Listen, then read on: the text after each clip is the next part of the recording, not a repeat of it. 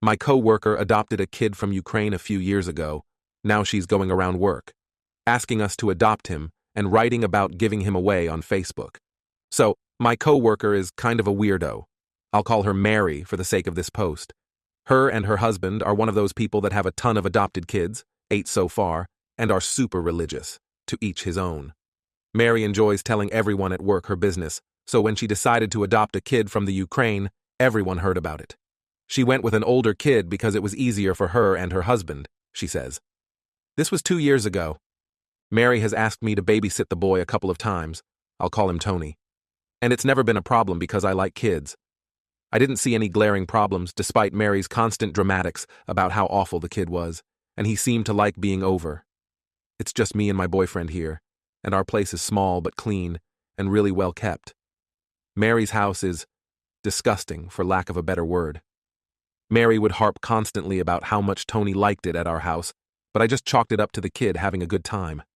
Lately, Mary has been at work, talking to anyone that'll listen about how awful Tony is, how horrible he is to the other kids, and how she's going to get rid of him. She sent out a freaking mass email to everyone in our department asking if someone wanted to take her kid from her. She calls it rehoming, and that it's okay. I logged onto Facebook today and same story.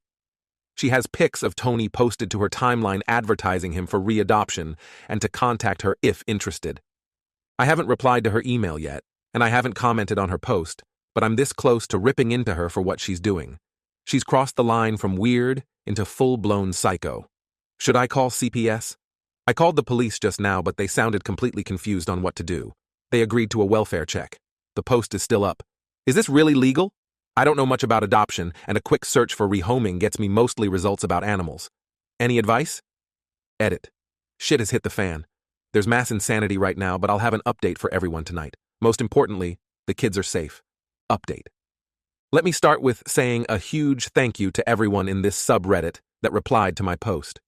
Now that the dust has settled a bit, I'm honestly kinda overwhelmed by the number of people that went to huge lengths to tell me about just how serious this situation is, deep dived on resources, ECT. I got PMs from people that worked for local and state governments and private agencies that were outside of my state, but offered their contacts.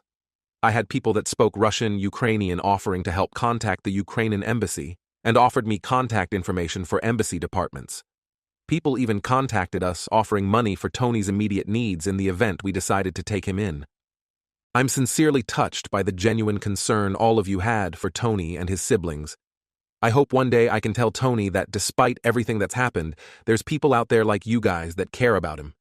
The information you guys gave us helped us act fast and got the ball rolling on this situation faster than me and my boyfriend would have figured out alone. I talked with the cops about the situation, and honestly, they were just as confused as I was. The person I talked to on the phone was just as stumped, but he agreed that at a minimum they did need to do a welfare check. I've had experiences with welfare checks before, and I had the nagging feeling that something just wouldn't go right. And someone PM'd me the priority line for my state's Child Protective Services hotline. I got someone on the phone right away, and as soon as I mentioned that trafficking could be going on and that she was advertising the kid on Facebook, it was a public post here too, people. They acted with a quickness. I gave them all the information I had on Mary and Tony and all the information I had from Mary about Tony's adoption.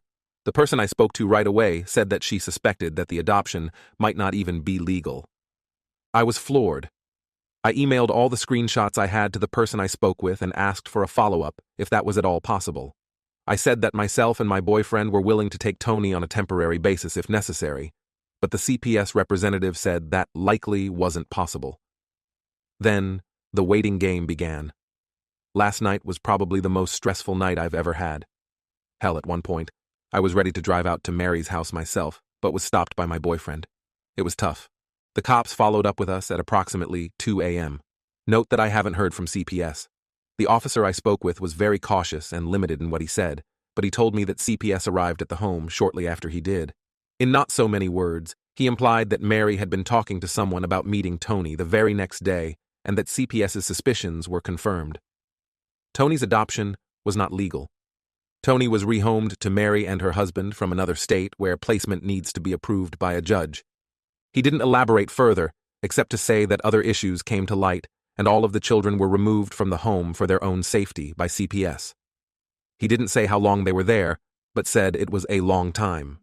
I was asked to drop off all emails and printouts to the station in the morning, and I agreed. My boyfriend and I wanted to make doubly sure that all of our bases were checked, so I called our local FBI office, who said they lacked jurisdiction in the matter, but would be writing up a complaint and referring the issue to the State Department. We called the Ukrainian embassy and made a detailed complaint, and I included the contact information I had for the officer from the department. The shit really hit the fan when I went into work to print out the email. Our company is pretty small, and the company owner, I'll call her Big Ange because of her resemblance to the Mob Wives lady, had gotten wind of Mary's email. Big Ange was furious and waiting at Mary's desk to see if she would show up for work. My friend reported that Big Ange waited from 7:15, 9:30 a.m., and that Mary came to work with a sob story about how her kids were being unfairly taken away. Mary wanted time off from work to clear her name and devote herself to reclaiming her family from this misunderstanding. I wasn't there to witness this, but Big Ange, who has 6 kids herself, apparently ripped Mary a new asshole.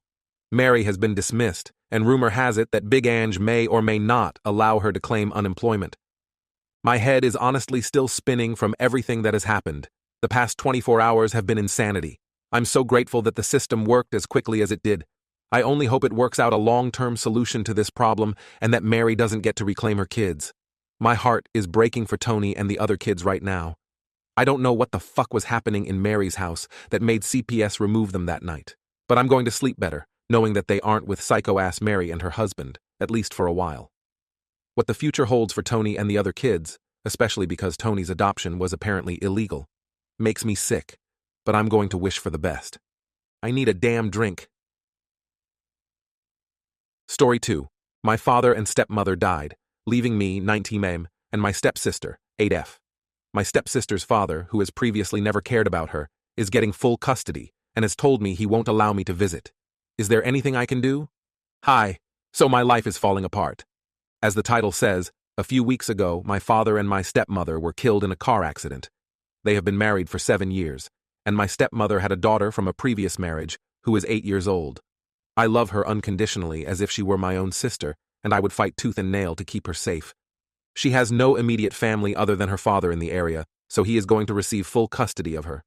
I don't know if subjective opinions are allowed in posts like this, but this guy is a fucking asshole.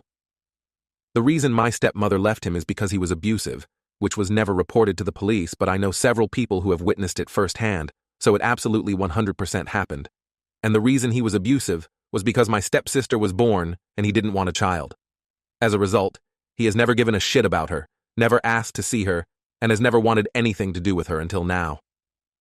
I was at home with my stepsister a few days ago, and he knocked on the door. I opened it, and we had a really ugly conversation about what was going to happen to my stepsister now that her mother and my father were dead. I told him that if he did end up having custody, I would want to be seeing her as often as possible as I consider her my family. He told me, verbatim, "That's not going to happen, son. I don't want my daughter spending time with half-caste blood." He's referring to the fact that my father is mixed race, and that I am too as a result. I slammed the door. I was absolutely livid, which brings me to this post. So basically, I have a few questions. First, can anything be done to stop him having custody? There are no police reports about his abuse, and his criminal record is clean by all the research I have completed. Third, at the very least, could I contend in a court that I have visiting rights to her? I'm not actually related to her, so I'm not sure what the standing is there. Third, if it's not possible to force allowed visits, is there any way I can straight up adopt my stepsister? I have an office job that pays well, so financial security wouldn't be a problem. I have an apartment of my own, and I would be 100% willing to be her full-time guardian. Edit.